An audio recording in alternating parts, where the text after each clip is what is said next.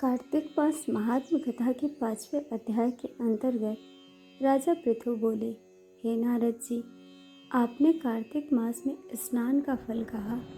अब अन्य मासों में विधि पूर्वक स्नान करने की विधि, नियम और उद्यापन की विधि भी बतलाइए। देवर्षि नारद ने कहा, हे राजन, आप भगवान विष्णु के अंश से उत्पन्न हुए हैं, अतः यह बात आपको ज्ञात ही है। फिर भी आपको यथाचित विधान बतलाता हूँ।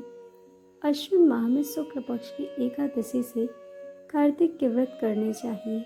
ब्रह्म मुहूर्त में उठकर जल का पात्र लेकर गांव से बाहर पूर्व अथवा उत्तर दिशा में जाना चाहिए। उसके बाद जो मनुष्य मुख शुद्धि नहीं करता, उसे किसी भी मंत्र का फल प्राप्त नहीं होता है। अतः दांत और जीभ को पूर्ण रूप से शुद्ध करना चाहिए और निम्नलिखित मंत्र का उच्चारण करते हुए दातून तोड़नी चाहिए। हे वनस्पतय, आप मुझे आयु, कीर्ति, तेज, प्रज्ञा, पशु, संपत्ति, महाज्ञान, बुद्धि और विद्या प्रदान करो। इस प्रकार उच्चारण करके वृक्ष से 12 अंगुल की दातून ले। दूध वाले वृक्षों से दातून नहीं लेनी चाहिए।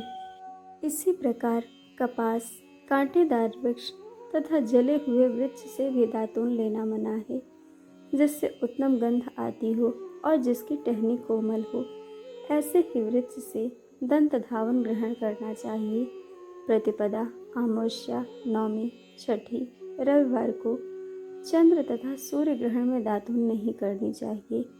तत्पश्चात भली भांति स्नान करके फूलमाला, चंदन और पान आदि पूजा की सामग्री लेकर प्रसन्न चित्त व भक्तिपूर्वक शिवालय में जाकर सभी देवी देवताओं के अर्घ, आचमनीय आदि वस्तुओं से पृथक पृथक पूजा करके प्रार्थना एवं प्रणाम करना चाहिए। फिर भक्तों के स्वर में स्वर मिलाकर श्री हरि का कीर्तन करना चाहिए। मंदिर में जो गायक भगवान श्री हरि का कीर्तन करने आए हों, उनका माला, चंदन, तांबूल आदि से पूजन करना चाहिए, क्योंकि देवालयों में भगवान विष्णु को अपनी तपस्या, योग और दान द्वारा प्रसन्न करते थे। इसीलिए कलयुग में भगवत गुणगान को ही भगवान श्री हरि को प्रसन्न करने का एकमात्र साधन माना गया है। नारद जी राजा पृथु से बोले, हे राजन, एक बार मैंने भगवान से पूछा कि हे प्रभु, आप सबसे अधिक कहाँ निवास करते हैं? इसका उत्तर देते हुए भगवान ने कहा, हे नारद, मैं वैकुंठ या योगियों के हृदय में ही निवास नहीं करता, अपितु जहाँ मेरे भक्त मेरा कीर्तन करते हैं, मैं वहाँ अवश्य निवास करता हूँ। जो मनुष्य चंदन, माला आदि से मेरे भक्तों का पूजन करते हैं, उनसे मेरी ऐसी प्रीति होती है जैसे कि मेरे पूजन से भी नहीं हो सकती। नारद जी ने फिर कहा, शिरीष, धतूरा, गिरजा, चमेली, केसर, कंदार और कटहल के फूलों व चावल से भगवान विष्णु की पूजा नहीं करनी चाहिए। अड़हुल, कंद, गिरीश, जूही, मालती और केवड़ा के पुष्पों से भगवान शंकर की पूजा नहीं करनी चाहिए। जिन देवताओं की पूजा में जो फूल निर्दिष्ट हैं, उन्हीं से उनका पूजन करना चाहिए।